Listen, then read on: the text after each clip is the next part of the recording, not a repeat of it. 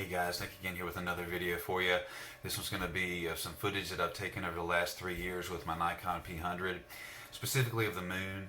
The moon is obviously a wondrous celestial body in our sky, so I've always had an interest in it, and ever since I've been zooming videos, I've been doing the moon. So check these pictures out. There's some cool ones in there.